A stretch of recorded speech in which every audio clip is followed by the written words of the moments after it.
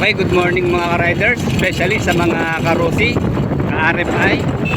Dito po tayo ngayon sa pila. At meron tayong operation na gagawin.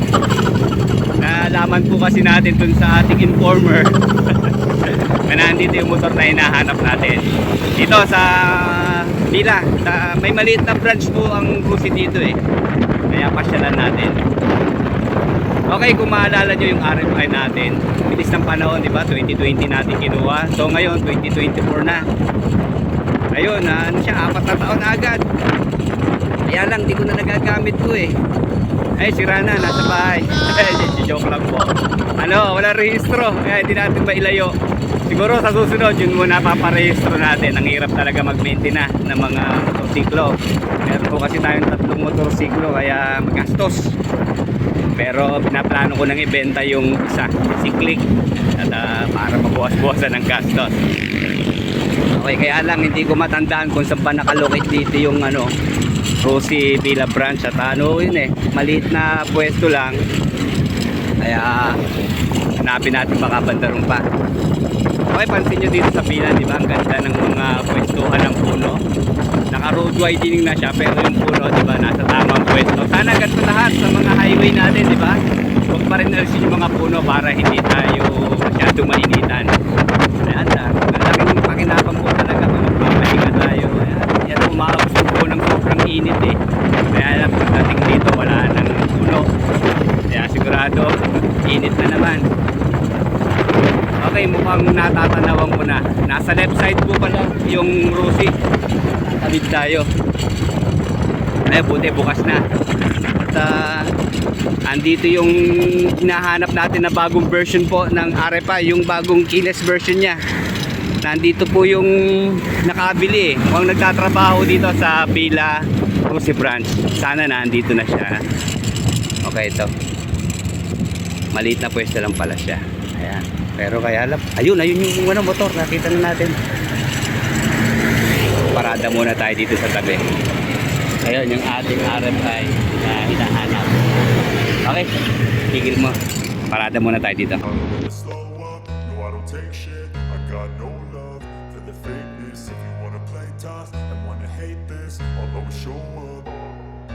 I don't ever slow up, no I don't take shit. I got no love for the fakeness. If you wanna play tough and wanna hate this, I'll always show up and make a statement. I don't ever slow up, no I don't take shit. I got no love for the fakeness. If you wanna play tough and wanna hate this, I'll always show up and make a statement. Everything I do so instinctive and so passionate. Every word I move so descriptive like an adjective. I got a vendetta against people who patented being negative when you should be getting after it.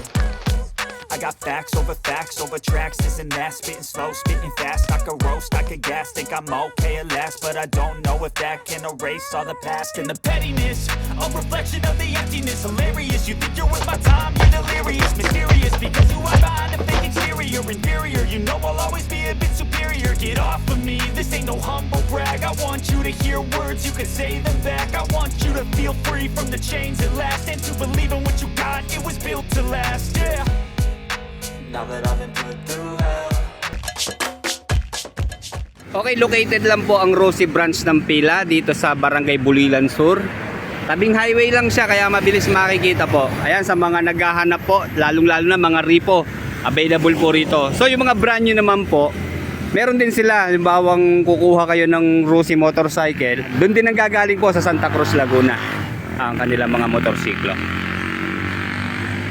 Siyempre, bago tayo mag-umpisa ng pag-ikot dito kay Rusi RFI 175 na new keyless version niya ngayon 2024, papaalam muna tayo sa may-ari, Sir Carlson Garin. Ayan, isa pong staff dito sa Rusi. Good morning, sir. Ayan. O, shoutout, sir. Baka may siya shoutout. Shoutout, Papa Jers! Okay. Tapos Laguna Brands! Okay, ayan ha. Sige, Sir Gerson. Yan ang nag-ano sa atin eh. Nag-i-inform sa atin. Okay.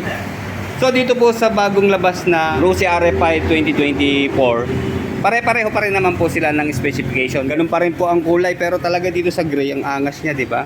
Glossy gray, meron din siyang matte red, matte blue, and then yung glossy yellow at saka black, matte black. Ayan. So ang talagang nabago lang po sa kanya, itong kanyang ignition dito sa kanyang smart keyless. Pero bago po natin ipagpatuloy yung pag-usisa dito sa kanyang knob, dito sa kanyang smart keyless system, meron lang po tayong mga ilang correction na gagawin. Nga, pasensya na mga ka-riders, nagkamali po tayo dun sa kanyang maximum power at siguro pati dun sa maximum torque. Dun sa aking manual sa bahay, nireview kong maigi kasi mali po yung ilang mga info na binibigay sa Google mga nakapost doon. Kaya nadadamay tayo po. So ito po sa pagre-research natin dun sa ating manual, nasa 8.6 kilowatts at 8,000 RPM po ang kanyang maximum power. So kinonvert po natin sa horsepower, nasa 11.5 horsepower po siya. And then sa kanya naman pong maximum torque, nasa 12.4 Newton meter at 5,000 RPM. Okay, ayan po yung nakasulat dun sa ating manual. Okay, hindi na natin masyadong didetalyehin yung kanyang specifications, pero yun pa rin naman po, katulad dito sa kanyang headlight, all LED po lahat ang ginamit sa kanyang lighting system. Ganun pa rin po ang forma niya. Ayan, nasa ibabaw po yung DRL. And then naka-projector lamp po siya na mayroon pong 4 na lamp dito sa headlight niya, high beam, low beam. And then yung turning signals niya, LED rin po. Ayan, dito sa bandang baba. Okay, sa kanya naman pong gulong, yun pa rin naman po ang sukat. Kasukat po siya ng gulong ng NMAX. Dito po sa front, nasa 110 by 70 by 13. Team Santar pa rin po siya. Ganda po ng brand na yan. Makunat po yan. Siyempre, tubeless na. Then yan, walang nabago sa kanyang mag wheels. Ganun pa rin po. Plain matte black lang kulay. Wala po siyang mga sticker dito. And then sa kanya naman pong braking system, ito naka single disc dito po sa kanyang front brake. And then dual piston caliper. At ang maganda ho sa kanya, naka CBS na po ang kanyang braking system. So nagtutulong po yung dalawang brake niyan para sa ating kaligtasan na rin siyempre. And then naka telescopic fork po ang kanyang front suspension na may rubber boot. Yan, hindi nila inalis yung rubber boot. And then dito naman po sa kanyang tail light, ayan, all LED rin po mula sa kanyang stoplight, tail light at saka sa kanyang turning signals. Ang ganda ho ng kanyang shape, di ba? Ang forma talaga. Pointed yung kanyang tail dito. Okay, sa sukat naman po ng gulong sa kanyang rear, ganun din po, 130 by 70 by 13. Dual shock na po ang kanyang rear suspension. Single disc brake din po sa kanyang rear brake na meron pong single piston caliper. And then same pa rin naman po siya ng kanyang muffler. Okay, ito po yung stock na muffler. Titingnan natin kung naka-laser print yung kanyang ayan. Yung kanyang dati po kasi nakalagay Longia 175 So ngayon ayan, RFI 175 na. So ito talaga yung stock. Alala nyo, yung nag-viral nating Kalkal Tambucho, nasa 3.7 million views na po ngayon. Ano po? Kaya salamat po sa mga viewers natin. Okay, naka-air-cooled pa rin po ang kanyang cooling system. Okay, meron po tayong engine oil capacity na 800 ml lang. And then pagdating naman po sa kanyang gear oil, nasa 120 ml naman po. And then same pa rin po ng kanyang specifications. 4-stroke, single cylinder, 2-valve pa rin po siya. Single overhead cam. And then fuel injected na po sa kanyang fuel supply system. And then Euro 4 compliant na po sa kanyang emission control. Okay, wala naman po na bago sa kanyang emblem at wala siyang decals halos na nakalagay. Okay, dito pa rin po yung mula dun batch 1, ganito pa rin po yung style ng kanyang emblem, which is maganda naman talaga. Okay. And then yan lang po ang kanyang mga sticker, FI Euro 4. Okay, ikutan uli natin dito sa harap kung meron pang nadagdag. Okay, ganun pa rin po. Kayo na maglalagay talaga dito ng magandang sticker para mas umangas pa siya. Yun lang sana, in-improve nila itong kanyang packet dito sa left side kasi maliit po talaga yan Hindi natin may pasok yung buong kamay natin. Sana nilakihan pa, di ba? O kaya naman nilagyan ng takip para mas maganda. Pero overall naman, no problem naman. Ayan, andyan yung kanyang USB charging port. Yun pa rin po siya, hindi nadagdagan. Meron po kasing iba naglalagay, dalawa na, di ba? Papakita po sa atin ni Sir Carlson yung bagong susi o remote nitong RFI. Ang laki ng improvement niya. Kita niyo po, parang pang kotse na. Parang korting down siya na sir. O korting balisong. Okay, ito po yung luma Yung unang pag-compare natin Mga button naman niya, almost the same, di ba? Ito ba yung yung locator nga ba ito? Okay. And then ito pang unlock. Ito tong isang to sa ilalim na to? Yung pinaka Pag-on. On-off. Pang on and off, tama ba? And then ito yung nadagdag sa kanya. Sir, pakita nga natin yung kanyang manual key. Yung stick key niya, ayan. Ipe-press dito sa button sa likod, Yan. In case na malobat, ayan mga ka-riders, meron na tayong pang-backup na sigurado naman kahit na masira yung ating remote, di ba? Ito pa rin yung importante. Sige nga sir, saksak nga natin. Ayun, no, di ba? Laki na naging improvement, di ba? Ang ganda ng pagka-gray niya, tapos yung kulay ng kanyang ilaw dito sa palibot ng ignition, kitang-kita. Okay, ayan, tignan natin yung kanyang mga function. Ito yung kanyang pag-on, pag-lock, and then dito pa, push. And then yan, pag open ng seat and fuel, dyan natin itatapat. Hindi na maganda po sa kanya, mabigat siya, hindi katulad yung iba na parang plastic lang ang timbang. So ito ho, may pagka-solid siya ho. Kaya maramdam natin kung mawawala sa bulsa natin. Ang galing ng design ng kanyang sticky. Ayan talaga naman ang dapat mo nagkaroon ng ganito kasi alam nyo naman, once na nagka-problema nga yung ating ignition, yung ating smart key system, wala na tayong option kundi akayin ng motor, di ba, pag ayaw ng tumakbo. So ito, mapipihit pa rin talaga natin, di ba? Magandang idea to. Good job para sa Rossi RFI.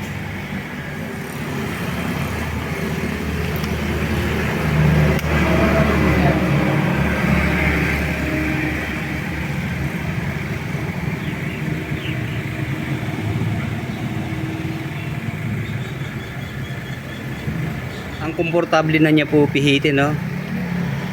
Ayan, soft lang siya pero ramdam mo yung kanyang snap, di ba? Kaya tiwala ka na malayo siya masira basta-basta. Ayan, ayos. Ayan, sa kanyang fully digital na instrument panel, ganun pa rin po, ganto yung ating version 1 o yung batch 1. Ayan, nasa magkapila, combined analog and digital po yung kanyang instrument panel. Okay, ayun yung nagbi-blink. Dito pa rin ho yung kanyang fuel, wala lang gas. Pero mag-gas ka na pre, mura na ngayon, 55 na lang. Okay, fuel indicator. And then ito maganda yung battery life niya. And then speedometer, odometer, trip meter. Meron siyang clock. And then yung kanyang temperature naman.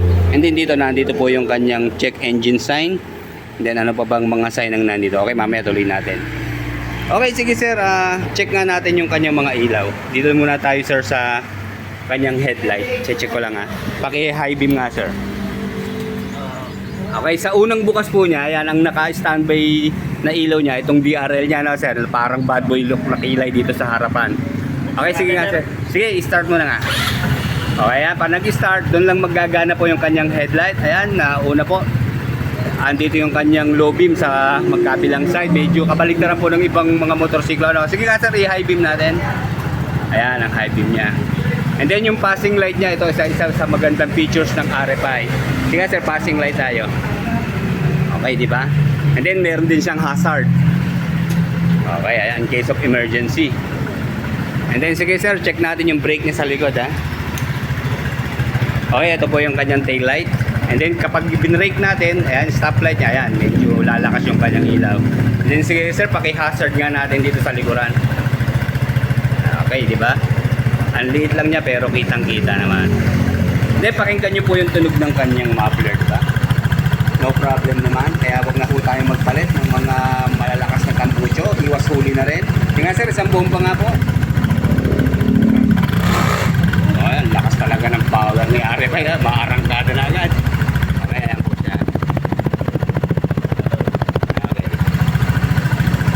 Okay sir, check nga natin yung kanyang U-box, baka may nabago. Doon tayo sa open natin ha. Ayan, papatayin muna. Okay, ayun. Yun, ang maraming. Okay lang yan sir. Sir, hindi ba maganit pindutin itong seat? Okay lang siya? Okay lang sir, sakto lang. Okay, sakto lang. Okay, check natin yung U-box niya kung may nabago ha. Okay, check ko parang lumalim siya no sir. Na-observe ko lang ha, parang medyo lumalim siya. Oh. Pero nutshell na helmet lang ang kasya rito. Hindi pa rin kasya rito ang full face helmet. At itong nagustuhan ko dito sa version na to, hindi lang natin alam kung batch 4 ba to. Kasi alam ko ang batch 5 meron emblem ng Rossi dito sa side, di ba? Okay, pero okay lang yan. And ito meron bakal yung kanyang lock, di ba? Kasi yung sa akin sa batch 1 nabasag na to eh. Pero hindi naman siya affected, kaya okay lang din. Pero mas maganda pa rin yung may gantong bakal para maproteksyonan nga itong plastic niya. Okay sir, check nga natin yung kanyang gas tank. Ayan. Okay, ganun pa rin po, 9.5 liters ang kanyang fuel tank capacity. Upon checking sa ating manual, meron po siyang 2.6 liters every 100 kilometers na takbo sa kanyang fuel consumption. And then sa top speed po, maabot po ng 100 kilometers per hour. Meron po siyang 135 mm na ground clearance. And then mababa pa rin po yung kanyang seat height, nasa 760 mm. Kaya hindi ho tayo mahihirapan. Mamaya susukatin natin dun yung kanyang upuan. Sasakit ho ng may-ari. Okay, ganun pa rin po yung kanyang stock na upuan, di ba? Ang ganda ng pagka matte black niya. Tapos yung tahi niya, di ba? Puti, kitang-kita. Ang linis, ang pulido ng pagkakagawa talaga. Then syempre ito, importante itong stopper. Naka camelback type na rin po yung kanyang upuan. Maganda rin ang tabas niya, di ba? Then ang gaspang niya, pero komportable. Yan, tama lang yung lambot niya. Okay, para makita niyo po ng ayos yung kanyang taas. Ayan, mayroon yung height na 5'7" si Sir Carlson. Ayan. Sir, sir? Lapat bang mga pa? Hindi ba tiyad? Sakto lang. Ayan, oh. Kita nyo naman, oh. Hindi na siya kailangan tumiyad. And then, ano nyo nga, sir? May i-extend nyo ba yung yung pa? Bawa, gamitin natin tong kanyang floorboard extension. Subukan nga natin, sir. Bawa, ayan. So, ang paraan, sir, medyo aatrasan na para maiunat natin yung paa natin kasi siyempre medyo matangkad din si sir eh. Pero sakto naman din sa kanya. Relax na relax. Oh, relax na relax. Komportable talaga. Mababa lang siya, sir, hindi katulad ng iba pasubsob ang forma eh. So dito, ayan, talagang siya, pang chill ride Chill. Ayan. And then nga pala, meron pong kill switch yung kanyang side stand bago ko malimutan, mga riders. Okay, sa turning radius naman, check natin kung aabot sa hita ni sir yung kanyang handle grip. Ito, itong bar end, okay, ayan, malayong malayo pa. Kaya hindi tayo mahihirapan pag mga sharp curve, okay lang. Ayan. Kundi ko. Good. Okay, Sir Carlson, wala bang pagbabago sa presyo niya? Ganun pa rin ngayong 2024? Ganun pa rin, sir. Ang cash price ay 97. 97 na yun. Dati, Usapon na konti. Pag igagas talaga. oo, mayroong pang pwedeng sabot-sabot lang pag-uusapan. Okay. Sa sir, installment, magkano ang dinown mo? 7,000. 7,000 ang down payment. And then, sir, sa 36 months, magkano siya? 36 months, sir. Bali, 4,120 gross. 4,120. Siyempre, pag may sakto yung sa due date, may discount 300. Rebate, Patak siya ng 320. Okay din, sa 2 years? So, sir, yung gross, 5,520. Pero 5,520. din, pag sakto sa due date, may rebate 300, 5,220. And then, yung isang taon natin? Yung sakto natin, medyo malaki na, siyempre. Mapabilis na eh. 7,820. 7,820. Less 300 discount, 7,520. Okay. Sa bagay, isang gwapo naman nito eh. Sulit na sulit na. Talagang makapatingin din naman eh. Talagang siya mapapa-head turn ka talaga eh pag dumaan eh. Lalong-lalo na sa kulay niya. Tulad nung inakasabay kami, talagang mabulanting yun eh. Bago eh.